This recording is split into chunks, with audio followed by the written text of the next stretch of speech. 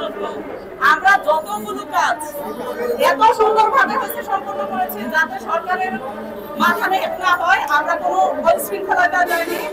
আমরা এখন নতুন করে ইন্সপায়ারের একটাই কারণ, আমাদের এখন প্রধান উপদেষ্টা ডক্টর মোহাম্মদ ইউনূস সাহেবকে দেখে আমরা নতুনভাবে ইন্সপায়ার, আর এই নতুন ইন্সপায়ারেশন নিয়ে আমরা নতুনভাবে আজকে রাস্তায় এসে হাজির হলাম। এটা কারণ কি, উনি এত বছর পরে আমাদেরকে এত সুন্দর একটা দেশ উপহার দিবেন, এত সুন্দর একটা ম্যানেজমেন্ট দিয়ে চলে যাবে, এটা আমরা চিন্তা করিনি। যেটা 17 বছর আমাদের চিন্তার মধ্যেও ছিল না। আমরা 2018 সালে যখন পরীক্ষা দিয়েছি 34 লাখের মধ্যে 55,000, দ্যাট মিন্স 2.3 or 2.5% অনলি।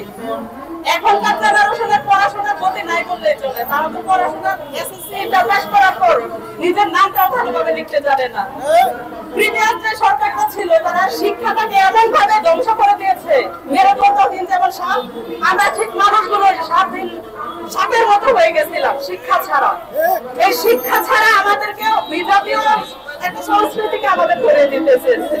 আমরা যারা 2018-তে পরীক্ষা দিয়েছি তারা চাই আমরা ফাউন্ডেশন তৈরি করতে, আর ফাউন্ডেশনের ভিত্তি হচ্ছে প্রাইমারি এডুকেশন। আমরা যারা এখন আছি এখানে দাঁড়িয়ে কেউ না কেউ কিছু করে খাই, কিন্তু আমাদের লক্ষ্য একটা উন্নত বাংলাদেশ গড়া। এই লক্ষ্যে প্রধান উপদেষ্টা কাজ করছে, প্রতিনিয়ত কাজ করে যাচ্ছে এখনকার তরুণ সমাজ। আমরা সেই তরুণ সমাজের অংশ হয়ে আমরা ফাউন্ডেশন তৈরি করতে চাই প্রাইমারি এডুকেশনের। কারণ আমাদের শিক্ষার ভিত যেভাবে ভেঙে গেছে, এটা আমাদের মতো ত্যাগী কোনো শিক্ষক না হলে সেই ভিত করা সম্ভব না। সেই ভিতটা আমাদেরকে করতে দেওয়ার সুযোগ করে দিতে পারেন প্রধান উপদেষ্টা। এই জন্যই আমাদের আজকের জবাবে দয়া করে আপনি আমাদের এই ব্যবস্থাটা আমলে নিন এবং যথাশীঘ্র আমাদের নিয়োগের ব্যবস্থা করুন। এই কারণে করুন, আমরা একটা ভবিষ্যতে প্রজন্মকে এমন একটা সুন্দর প্রজন্মকে দিতে চাই, এডুকেশনটার সেক্টরটা প্রাইমারি সেক্টরকে এমন জায়গায় নিতে চাই যে সেক্টরের পরে আগামী 10 বছর লাগবে না। আমরা কথা দিতে পারি আমরা আগামী 5 বছরে প্রাইমারি এডুকেশনকে হয়েছে বদলে দেবো। আমি কথা দিতে চাই সরকারের সাথে আমরাও চাই বদলাতে, পৃথিবীর সাথে আমরা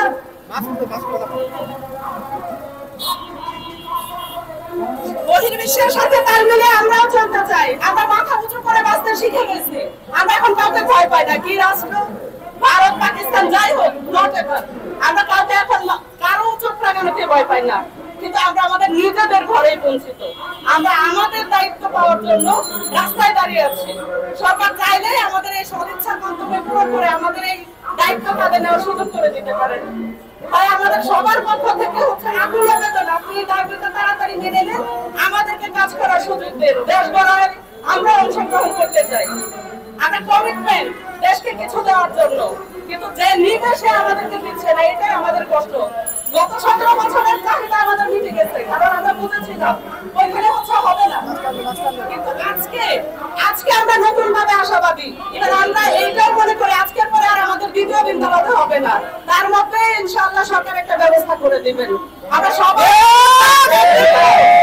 সবাই বলে আমরা কি এই দাবিতে এক আছি? আমরা চাই আজকে আমাদের একটা সমাধান করে দিন। আমাদের দাবি না করলে আমরা রাজপথ ছাড়বো না। আমরা রাজপথকে কারো ভোগান্তি বাড়াইতে চাই না, কিন্তু সরকার যদি আমাদের চায় সেইভাবে সাহায্য করতে। আমরা নিজেরা কারো ভোগান্তি চাই না, নিজেরাও ভুগতে চাই না। ভুগছি আমরা 6 বছর অনেক সময়। কারো বাবা মা হারিয়ে গেছে, কারো সন্তান হারিয়ে গেছে, কিছু না কিছু তো ড্যামেজ হয়েছে। আর ড্যামেজ নয়, এবার আমরা বলবো যারা চাই বাঁচতে, আমরা সফলভাবে অন্যকে নিয়ে বাঁচতে চাই। আমাদের এই দাবিটা মেনে নেওয়াই আপনাদের জন্য এখন যুক্তিযুক্ত উপায় বলে মনে করি। আমরা আমার দাবির উপরে